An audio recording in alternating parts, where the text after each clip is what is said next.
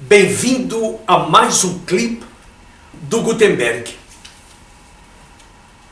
Na década de 70, portanto há quase 50 anos atrás, eu li um livro que me marcou tremendamente. Este livro tem o título de A Lei do Triunfo. Ele foi escrito no começo do século XX por um psicólogo conhecido como Napoleão Hill. Esse estudo desenvolvido por este psicólogo foi financiado por Andrew Carnegie, o Barão do Aço. Naquela ocasião, ele estava interessado em saber o que o Andrew Carnegie, um menino pobre, tinha feito para se tornar uma das maiores fortunas dos Estados Unidos, a quarta, na verdade, lá na cidade de Pittsburgh. É sabido que Andrew Carnegie, antes de morrer, ele doou toda a sua fortuna pessoal para a sociedade americana. E mais, ele construiu cerca de 2.200 bibliotecas para que as pessoas pudessem ir estudar, porque ele era um homem sem estudos, sem formação acadêmica. Napoleão então o procurou e queria saber, repito, como ele tinha obtido tamanho sucesso.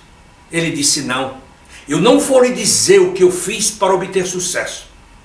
Eu posso financiar um estudo, uma pesquisa, para você saber o que um homem bem-sucedido tem, ou uma mulher, e também o que o mal-sucedido não tem.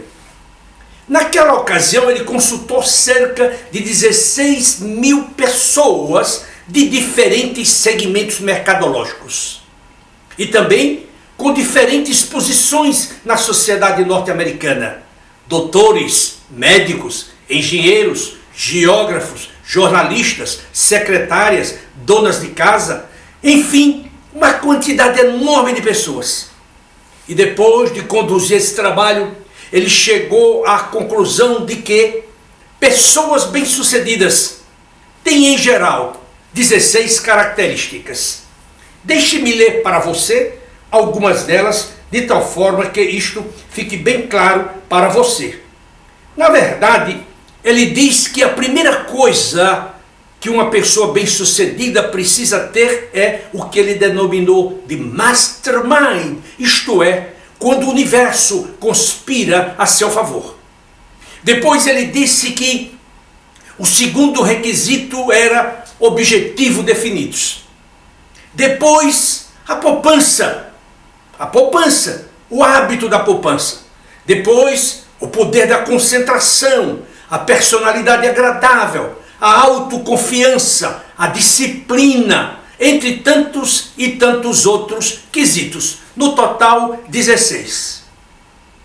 Esse livro me marcou tremendamente, ele já está amarelado, ele está cheio de anotações e comumente eu sigo a filosofia do grande empresário brasileiro, o senhor José Medlin, fundador da Metal Leve, quando ele dizia que um livro que não pode ser lido 2 vezes não é um bom livro. E este é o caso, a da Lei do Triunfo. A Lei do Triunfo deve ser um livro de cabeceira para todo aquele profissional que quer triunfar na sua vida pessoal e profissional. É tanto que eu, com grande frequência, não apenas leio este livro repetidas vezes, mas recomendo a todos os meus clientes, porque, como você deve saber, para você vencer na vida, você precisa ter um pouco de comercial. Você precisa vender a si mesmo, bem como também você precisa saber vender os seus negócios, os seus produtos, os seus serviços, as suas ideias, etc, etc. Ontem à noite, eu estava vendo no jornal da Bandeirantes e durante a programação foi mostrada uma pesquisa que dizia que 80% das empresas que são abertas no Brasil, aliás, que de cada 100 empresas que são abertas no Brasil, 80 elas desaparecem em 2 anos e meio. Logo a seguir, mostrou também que este ano, em plena pandemia, 25 mil empresas foram abertas no país. Naturalmente que nós sabemos que muitas dessas empresas são abertas porque aqueles que as abriram não encontraram um lugar no mercado de trabalho. Depois daquela programação, eu fiquei refletindo e lembrei-me do livro A Lei do Triunfo. Hoje pela manhã eu folheio e aí disse de que maneira eu poderia falar para os meus leitores, poderia falar para os meus seguidores sobre algo que talvez despertasse neles o interesse de fazer algo diferente. E aqui está o que eu fiz para você. O que hoje vai determinar o seu sucesso em qualquer que seja a sua atividade. Eu acho que a primeira coisa que você precisa ter é paixão por aquilo que você faz. Independentemente se você está vivendo em período de bonança ou em período de crise.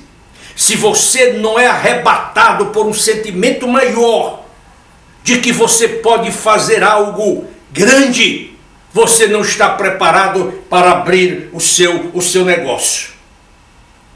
Segundo ponto, essas pessoas em geral são indivíduos, homens ou mulheres, que se esmeram em fazer o melhor que eles podem naquilo que se propõem a fazer. A constituir uma fábrica de roupas femininas ou de masculino. A prestar serviços de consultoria, não importa a sua natureza.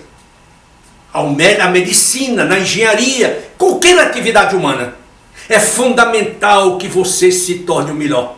Eu me lembro que na década de 70, quando eu comecei a minha atividade, eu ouvia com grande frequência que um dos tenets, que um dos princípios da Universidade de Harvard era dizer para os seus alunos que eles tinham de ser ou de ocupar o primeiro lugar em tudo aquilo que eles faziam.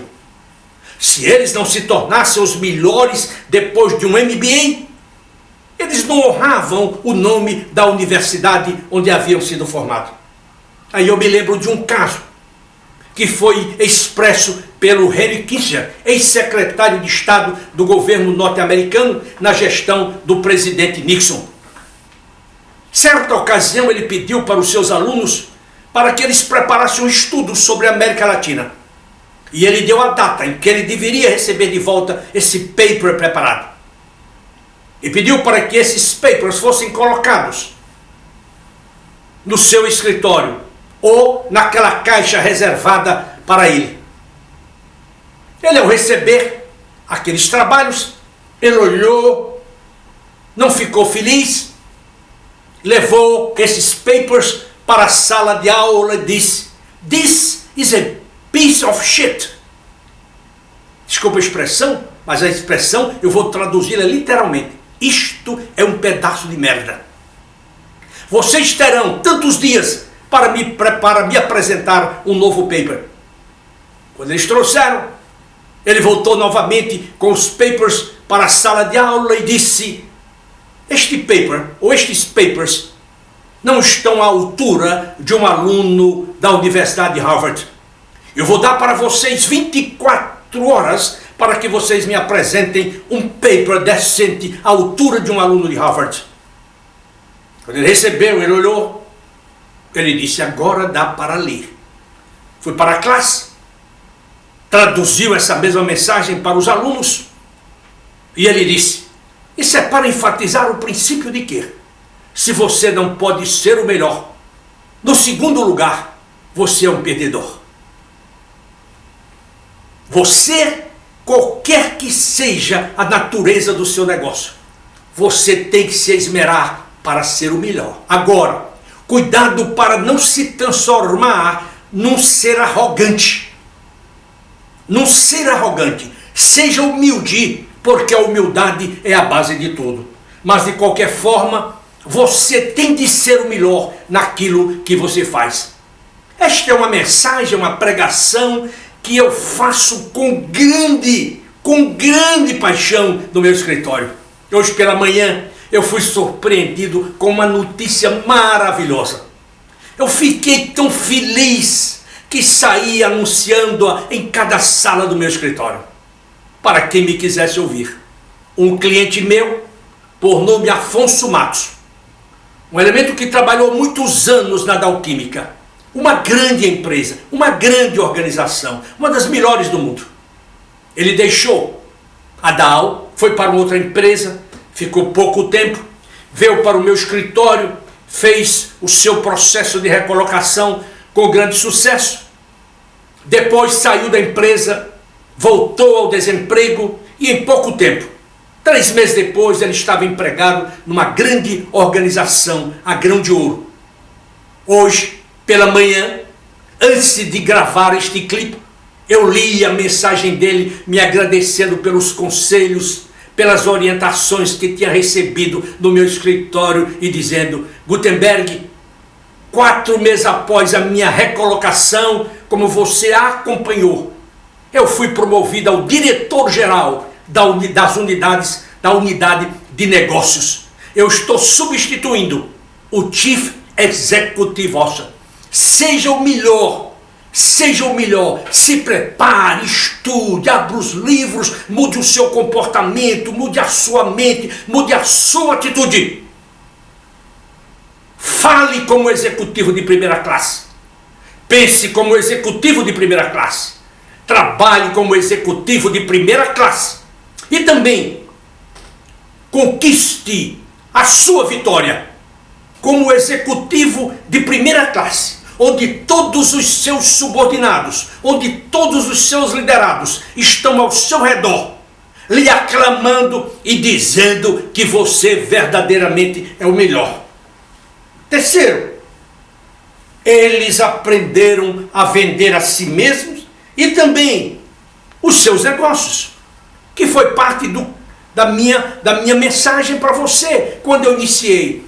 O Baltazar Gracian, filósofo, padre jesuíta do século XVII, no seu livro Oráculo Manual, ele diz que todos nós devemos ter um pouco de um vendedor, a fim de que não possamos ser enganados. Lembre-se que você, antes de vender o seu produto, antes de vender a sua empresa, antes de vender as suas ideias, você tem de vender a si mesmo. Nem porque é indispensável uma postura, um comportamento, uma atitude singular. Um outro ponto que eu considero extremamente importante. Quarto, eles controlam cada centavo e evitam qualquer tipo de desperdício. Tempo, energia, dinheiro ou qualquer outra coisa. Em outras palavras, eles têm um foco. Eles têm um foco. Assim como Steve Jobs, que dizia que o seu objetivo era colocar um computador em cada escritório, em cada mesa, em cada residência na América do Norte. E hoje sabemos que os seus computadores estão no mundo inteiro. A mesma coisa aconteceu com Henry Ford, quando ele construiu o seu primeiro automóvel. Ele queria colocar as pessoas sobre 4 rodas. A mesma coisa agora acontece com o Jeff Bezos. Eu me lembro que na década de 80, conversando com um grande livreiro aqui em São Paulo, ele dizia que o negócio da Amazon não iria frutificar, não iria crescer, que ele iria quebrar, que ninguém iria comprar um livro virtual. Lê do engano. Hoje ele é uma empresa, criou uma empresa gigante, uma empresa que vale trilhões de dólares. Outro caso também é o do fundador do carro elétrico, do criador do carro elétrico. Criador, digo, no sentido mais moderno, que é o Musk, que o sonho dele é colocar o homem em Marte. Ele que está construindo estes grandes foguetes que vão ao espaço e voltam. uma sumidade. E é precisamente isso que distingue esses elementos. Eles não perdem tempo, eles têm foco, eles têm poder de concentração, como advertia Napoleão Hill. Outro ponto importante, que é fundamental nos dias atuais: eles são flexíveis o suficiente para se adaptar a qualquer circunstância. Eles envergam, mas eles não se quebram. Para você vencer nos dias atuais, essa é uma pregação minha no meu escritório a todo executivo que passa pelos meus escritórios, pela Gutenberg Consultores, quer em processo de outplacement ou de inplacement ou coach executivo. É preciso flexibilidade, é preciso jogo de cintura, é preciso saber jogar o jogo político na organização. Caso contrário, você não vai sair e não vai a lugar nenhum. E por último, que é fundamental, eles acreditam neles mesmos, em suas ideias, em seus projetos. E já dei para vocês nomes de pessoas que agiram desta forma. Portanto, eu sugiro que você pense, se prepare, estude para você poder triunfar em sua carreira ou em seus negócios. Eu agora quero convidá-lo para que você visite o site da Gutenberg Consultores, www.gutenberg.com.br, e lá você vai encontrar uma série de artigos, depoimentos, entrevistas, trabalhos que, como eu repito em todo o clipe, tem por objetivo ajudá-lo, fortalecer a sua carreira e dizer para você: saia do lugar comum, saia da complacência, saia da gaiola de ouro e conquiste o mundo. Se você preferir, você pode me mandar um e-mail, me elogiando, me criticando, me sugerindo pauta para discussão nestes clipes, porque o objetivo dele, novamente, é ajudar a você e a todas aquelas pessoas que nos escutam. Se você gosta destes clipes, eu peço para que você divulgue entre os seus amigos. Vamos fazer uma corrente para frente. Vamos mudar o destino deste país, um país que a cada dia vai se tornando um país pária, um país que vai perdendo o seu valor no contexto global. Vamos mudar este país. Vamos erradicar do nosso sistema político, cultural, esses indivíduos ignorantes, incultos, verdadeiros imbecis, verdadeiramente imbecis. E só podemos fazer isso com cultura, com livro, com estudo, com pesquisa, participando de seminários, de debate, argumentando e pensando com independência. Nós não podemos pensar como militares. 1, 2, 1, 2. Não, saia da caixa, saia da caixa, saia da caixa. Muito obrigado a você pelo seu tempo, pela sua paciência, e eu espero reencontrá-lo no próximo clipe, se Deus assim o permitir. Até lá!